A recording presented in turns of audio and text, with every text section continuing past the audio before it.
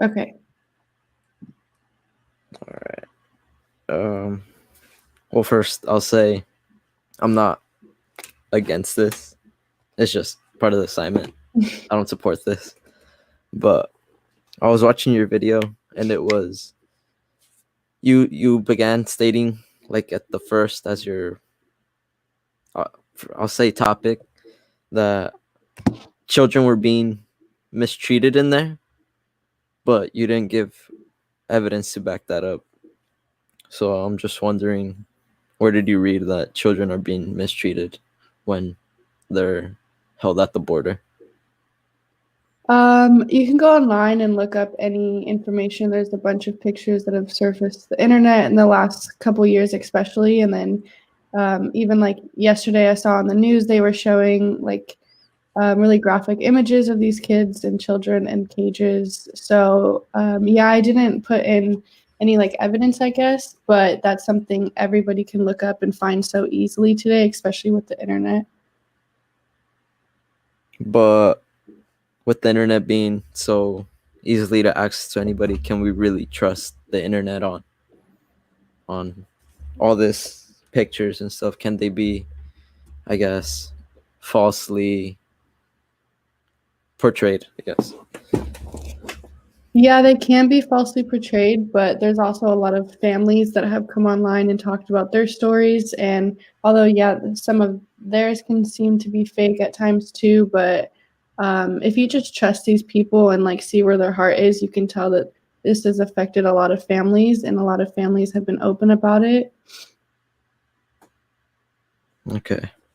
And then you go on to state that uh, children are being uh, harmed mentally and physically. I understand the mentally part because it's not easy being separated from family, but physically, how do they get harmed physically? The children, and specifically, you said children.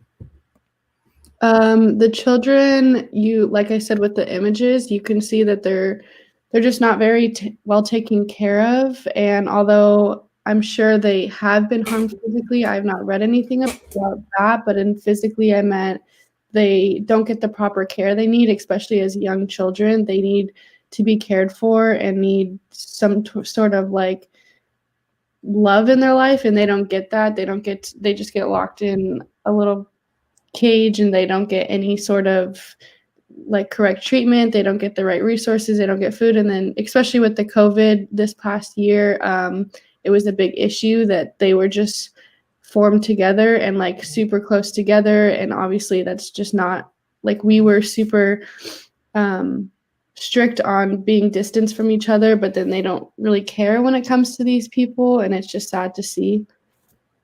Well, with all that, they can't really.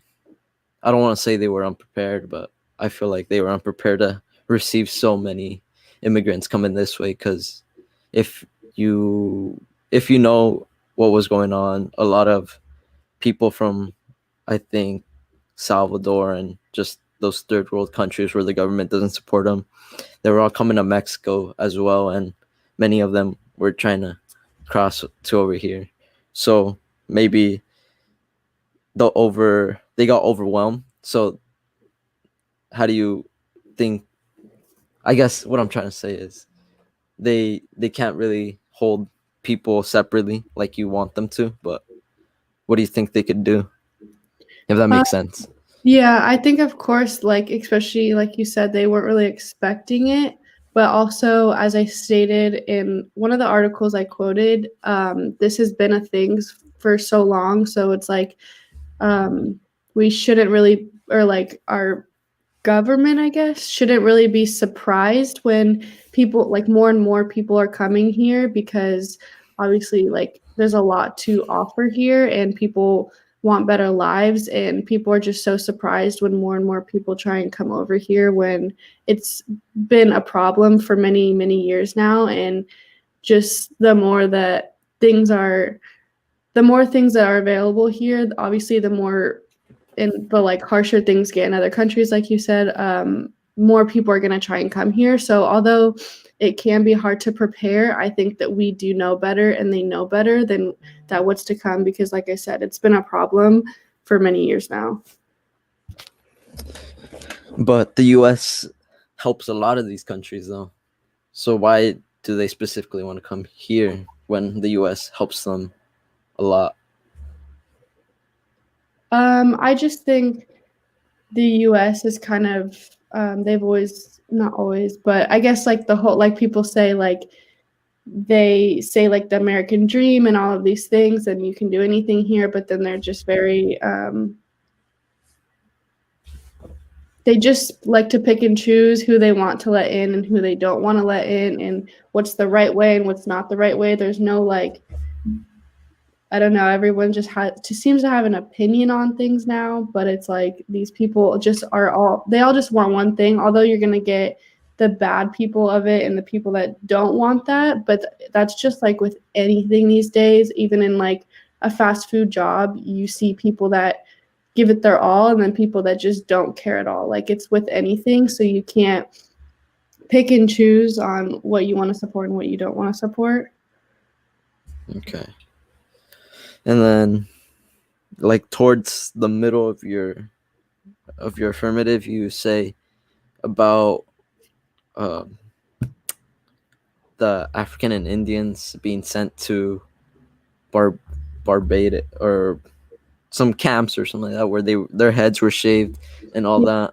But can you really compare those events to cages now, to kids being put in cages? Can you really compare them to? I don't think, because it seemed like you were using that as a point to compare that to what's happening at the border now. I would say it's because like when that stuff came out that was happening, who knows what actually could be coming out and happening in the cages at the border. Like we see pictures and we hear things, but like you even said, we don't know what's true, we don't know what's not true, what is not being told, what's not being seen on cameras, what they're protecting from not being shared on the internet. So although you can't really compare like horrible things like that, I just wanted to bring up something that was like I said, it's been happening for many years now. This is nothing new. Like we've seen this before for sure. And finally, I didn't really get your solution to all this. It wasn't clear to me. Can you like just I guess elaborate on it more?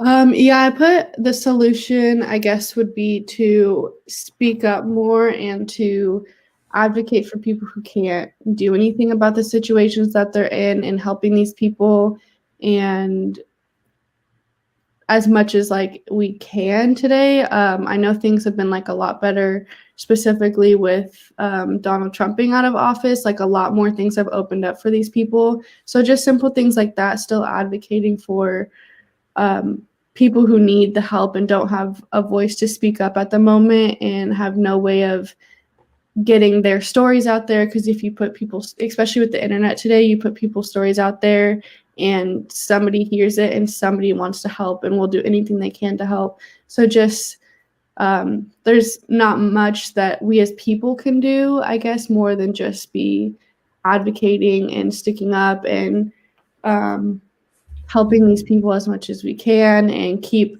donating things to help these people and bring like I know that that DACA was on a hold and now it's coming back. It's just like things like that.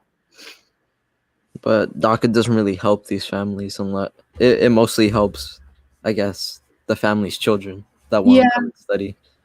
Yeah, I think that's obviously can be an issue, is that the DACA is specifically for children, but not most of them, but I'm sure some of them just want their children to come here. They don't even care about where they go or anything. They just want better for their children. So if as many people as can be helped is better than none, and better than just kids being in cages on the border.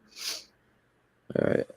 And I guess I was reading an article about family separation the other day, and it was talking about how this how when Trump was in office, he had the zero tolerance policy of, families being together. But he, in the article, has stated that the reason was because there was a lot of, I guess, human trafficking for children that were. Mhm. So that was one of the reasons for family separation, because they couldn't really, I guess, identify who was who and if it was their actual guardian. So, what do you think?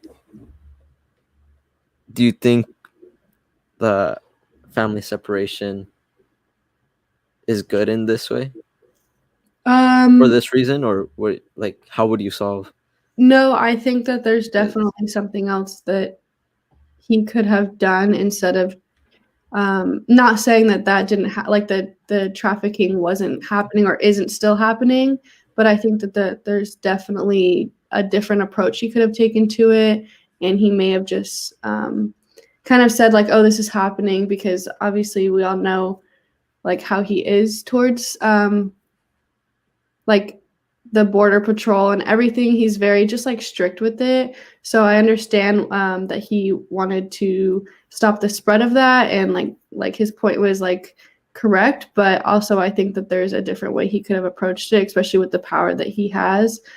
There's something he could have done differently, and this is in like everybody's hands too. Like this was like a thing before him. This was it's a thing still now. It's definitely something that needs to be changed. Okay, thank you. That was all I had. That was all my questions. Okay.